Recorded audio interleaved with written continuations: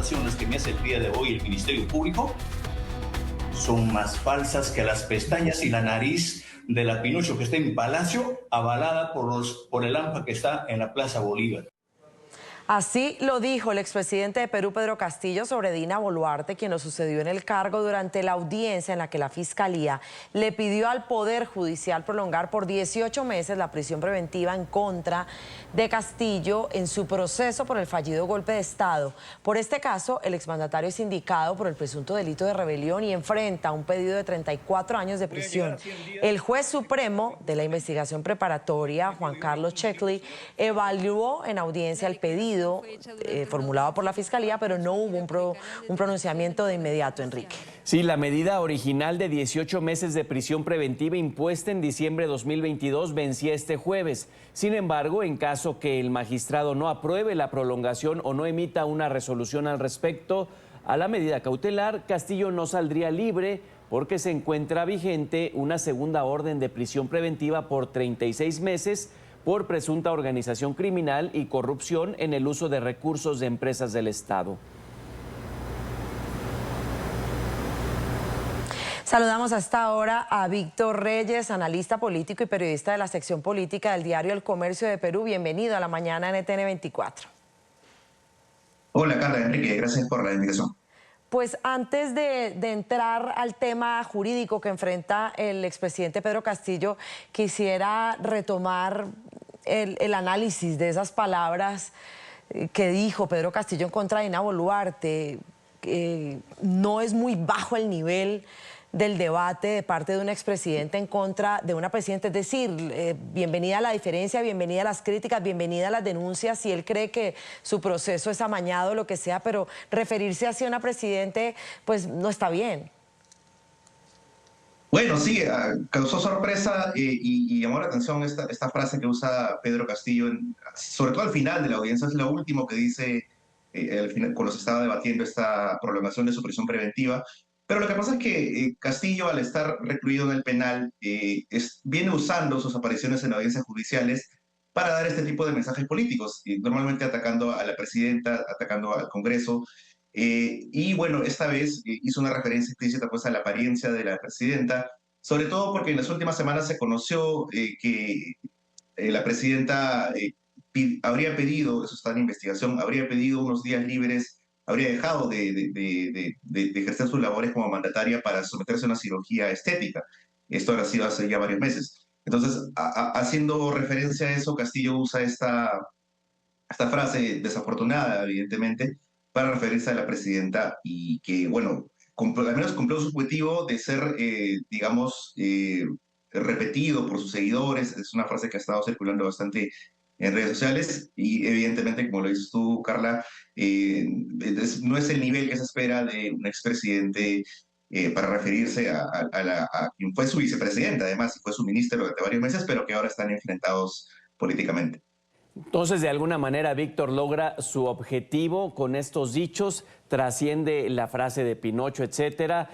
Víctor, para que se extienda el plazo, la audiencia, la defensa de Pedro Castillo sí insistió en el tema de hacer esto domiciliario o los temores de fuga siguen calando ahí en el juez. Bueno, lo que ha pedido la defensa de Castillo es que sea una libertad con restricciones, es decir, que sea libre, pero que se le pongan ciertas reglas de conducta. Normalmente en este tipo de casos se le ponen reglas como no salir de Lima sin permiso judicial, pagar una suerte de fianza, se le llama acá algo parecido, una fianza, presentarse ante el juzgado cada cierto tiempo. Eso es lo que ha pedido la Fiscalía, perdón, la defensa de Castillo. La Fiscalía, sin embargo, ellos consideran que el riesgo de que haya fuga todavía sigue vigente, sobre todo porque durante el día de su detención, el 7 de diciembre de 2022, Castillo fue detenido cuando iba rumbo hacia la Embajada de México. Entonces la Fiscalía lo que dice es que el riesgo de que todavía vaya a pedir un asilo al gobierno mexicano sigue vigente, porque el gobierno mexicano, digamos, ahora con la elección de la nueva presidenta incluso, sigue siendo un gobierno que tiene simpatías políticas por Pedro Castillo. El propio AMLO en su momento lo consideró un preso político y había dicho que estaba dispuesto a darle asilo. E incluso han considerado que la esposa de Castillo y sus dos menores hijos todavía están asilados por el gobierno mexicano. Es una situación que se mantiene desde hace ya 18 meses. Entonces, la Fiscalía argumenta esto, ¿no? Que hay todavía este riesgo. Y además, incluso Pedro Castillo ha querido negarlo. Él ha dicho que no, yo nunca quise pedir asilo, y eso es una mentira. Sin embargo, él lo contradice, lo declarado públicamente por el propio López Obrador. Él dijo que sí, que sí estaba yendo a la embajada para asilarlo, que sí se le iban a dar.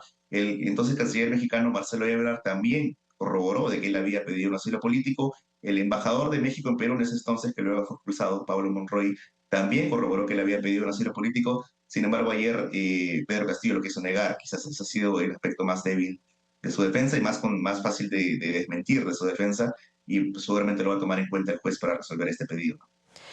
Víctor, sí, para contexto de nuestros televidentes internacionales que de pronto están ajenos a la política peruana, recordemos el contexto de por qué Pedro Castillo está en esta situación, pero ligado a los temores que hay ahora en Colombia con el mandato del presidente Gustavo Petro, que muchos de sus opositores dicen es que el presidente Gustavo Petro quiere hacer un Castillazo. ¿Es posible que eso que intentó hacer Pedro Castillo se replique en un país como Colombia, donde tiene un gobernante también de esa orientación política como la de Castillo, la de AMLO, bueno, la de ese sector político de la región?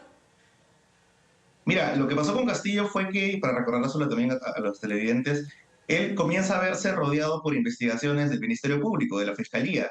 Investigaciones que primero abordaron a sus familiares, a una cuñada que tenía él, a sus asesores. Incluso algunos de sus asesores se volvieron delatores en contra de él y comenzaron a relatar a la Fiscalía pagos ilícitos, coimas. Entonces llegó un momento en el que él se sentía completamente rodeado por este tipo de acusaciones. Incluso comenzaron a circular rumores de que habían audios y videos de él recibiendo dinero. Entonces, lo que él hace el 7 de diciembre es cuando ya estaba incluso estaban, digamos, circulando nuevos testimonios en su contra y el Congreso estaba cerca de destituirlo. Lo que hace él es un día por la mañana anunciar un cierre del Congreso inconstitucional, una intervención a la Fiscalía, al Poder Judicial, al Tribunal Constitucional, a todas las entidades de justicia peruana, para declararlas en reorganización.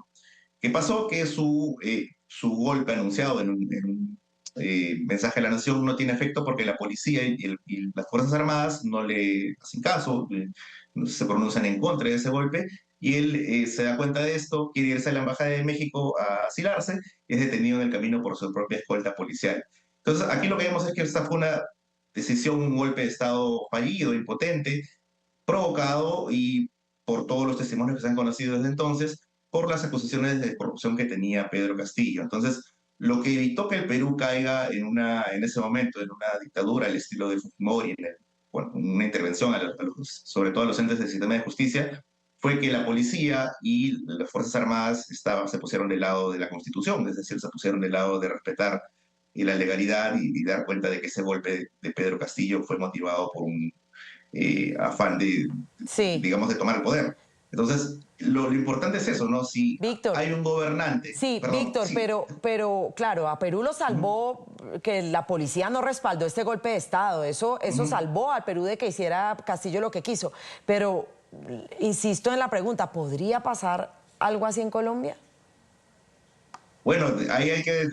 Yo tengo hasta donde conozco, ya Colombia tiene una tradición democrática asentada, así que la esperanza que uno tiene desde la región, porque uno no quisiera ver dictaduras en ningún lugar de Sudamérica, es que si es que ocurriera si tuviera ese intento del presidente Petro, la esperanza, lo que uno espera es que la policía y las Fuerzas Armadas efectivamente no le sigan ese juego. Es un camino muy peligroso, lo hemos vivido acá. Nosotros tuvimos una dictadura en los años 90 y fue un proceso del que fue muy difícil salir, fue muy difícil volver a recuperar la democracia.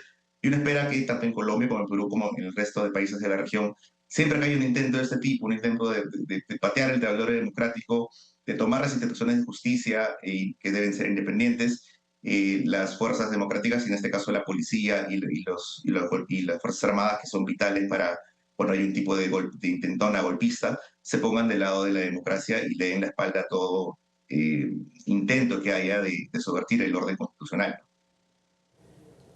Es que de pronto se ven símiles y caminitos. Víctor Reyes, analista político, periodista de la sección política del influyente diario El Comercio de Perú. Mil gracias, hasta pronto.